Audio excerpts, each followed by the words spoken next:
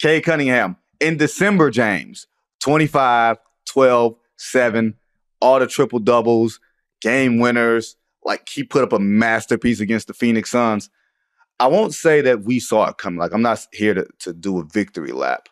We did. We talked about it. We did see it coming. We were there at every step of the way. But I didn't expect the turn to happen like this. I'll say this. I'm not. If you want to tell me that Cade's doing this, like, I'm not surprised. Now, if you want to tell me that they are like 5 possessions away from being like above 500, like this team, I think they're 12-17. Yeah. They're legit. Like, I don't think I'm over like saying this. They're like 5 possessions from being like 16-13. Like, they buzzer beater in Charlotte, I think twice. Yeah. They blew a game against Miami late, a game against Indy late. Like, they should have probably 4 or 5 more wins. They've stolen some wins. So I feel like it balances out, right? For sure. That's fair.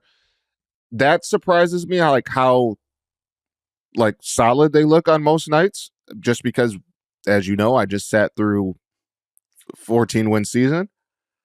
But I think that we all always kind of thought, if they just got like spacing around Cade, like they didn't need to like break the bank. If they got spacing around Cade and some veterans who wanted to be there, that it would look better than it did. And I want to give credit to JB too. Like, I think JB has been phenomenal in terms of getting those guys to buy in defensively, and getting those guys to play. And I think JB's done a tremendous job. But Cade has always been nice to me, like really nice. And I think you always used to hear the talk about him, and it kind of likened to the conversation about Devin Booker pre-Chris Paul, where it's like, is this guy just a really good stats, bad team guy? And I'm like, are you guys like watching? Like, Devin Booker was always nice. He was just playing with, I don't want to disrespect anybody, but he was playing with some guys that, let's just say, a lot of them are no longer in the NBA. Yeah. Cade Cunningham had 30 teammates last year. I think he had close to 30 the year before. Cade has always been nice. He's playing with Killian Hayes. For long okay, you see, you put names to things. No, call it what it is. Yeah, no, I understand. Yeah, he was playing with dudes who had no business on an NBA floor if you are trying to win. Yes. And the fact, I think you look at it, he has a lot more space to operate. The assist numbers are up because guess what? He has players who make shots. And he's always been like a guy that's tough to guard. He can score from all 3 levels. I'll give him credit. Like, he's improved the pull-up jumper, the off-the-dribble jumper. Like, that's taken him to another level. And I've talked about that a ton. Like, that's what separates the really good players from the stars. You're not a star in this league if you can't score off the dribble. Like, pull-up threes, crossover, like he gave Durant 2 of them the other night on the wing. Yeah. That's what takes you to that stratosphere. And I talked to Cade the other day when they were in New York. We had a nice chat. And he's just feeling great. He's like the vibes around there are amazing. That team seems really close. I still keep in contact with some guys when I see him. And yeah, me and him sat for a while, and he just seemed to be like in really good spirits. And again, Cade's always been nice. And like, I get texts like, "Dang, Cade's really improved." I'm like, I guess, but he's been nice. And we've watched together. The turnovers are always a thing, right? But yes. And I still do think, and I know this went from first of all, Cade should be an all-star. I want to say that. Agreed. I think the Pistons end up making the postseason. Do they want to make the postseason is the question. It's a fair one. I think they end up getting one of the last play-in spots. Isaiah Stewart has been tremendous this year as one of the best rim protectors in basketball. They get Asar Thompson back. Ron Holland plays his ass off. And he's ready to fight. And Malik Beasley's just been like, you can make the case the best free agent signing of value. Absolutely. If you factor in value and production, you can make that case, right? But I want to say, I forgot where I was going with it, but with Cade, the Pistons, Cade, the turnovers are a thing.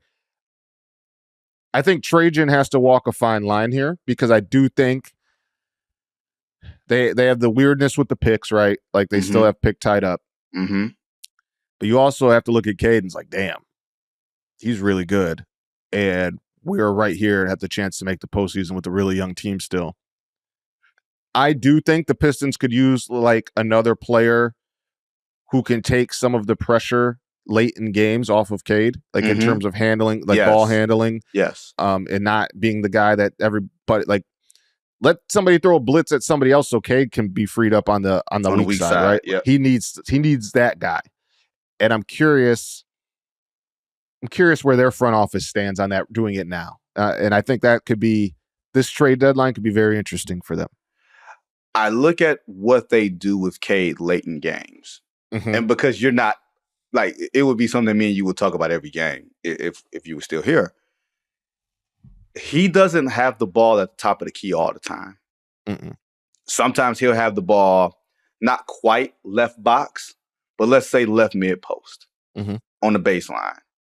And it's like, oh, let's see how he handles it on the elbow. Let's see how he handles it on different points of the floor so that when we get better, as their front office is thinking, as we get better, we're going to have another guy that's that guy or capable of being that guy. And you also, Cade, have to be able to see where double teams are coming from. You won't be able to face the defense all the time. You may have to get the swing and be able to attack closeouts. Like, I feel like they're doing stuff for him now to do like playoff prep almost, as opposed to, oh, this is the first time I'm ever seeing this at all.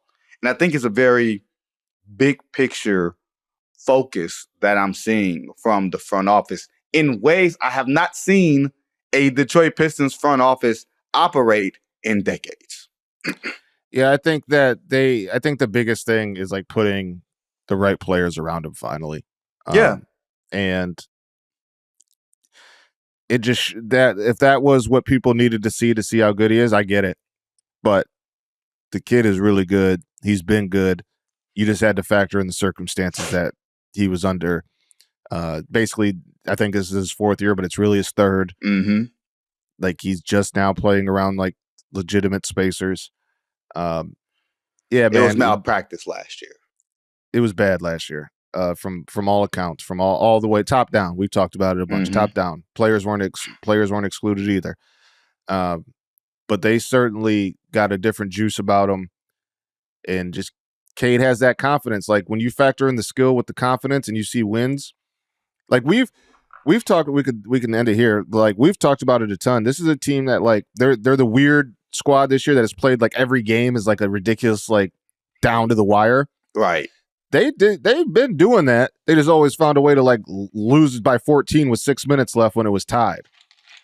Now you're seeing kind of like it pay off because there's a confidence. They've seen some wins happen. They've seen Cade take over and do that. They've gotten out on like big leads on teams. Like, they play hard, man. Like, they got smacked by the Knicks like the third game of the season, and then they came here and smacked the Knicks a few weeks ago from start to finish. And like, that's a team that they play hard. And Cade, again, is an all-star. He's been phenomenal, and he's fun to watch. He's one of those guys for me that, like, I'm one of those. I'm 32, but I'm not one of the kids, but I love Paul George. Always love Paul George. Still, like, that's like one of my, like, if I make my top 10 favorite players to ever watch. Don't be like one of these kids out here saying my GOAT is Paul George. He's not my GOAT. That's Sean Livingston. But yeah, you know how it is. But yeah, Cade, similar cadence. Like, I think Jalen, like, I people always used to compare him to Luka. I kind of like always thought Cade and Jalen Brunson had some similarities. Like, they play to their own.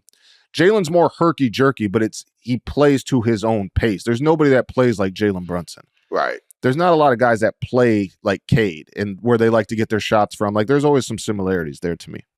I mean, I think Shea without the decel.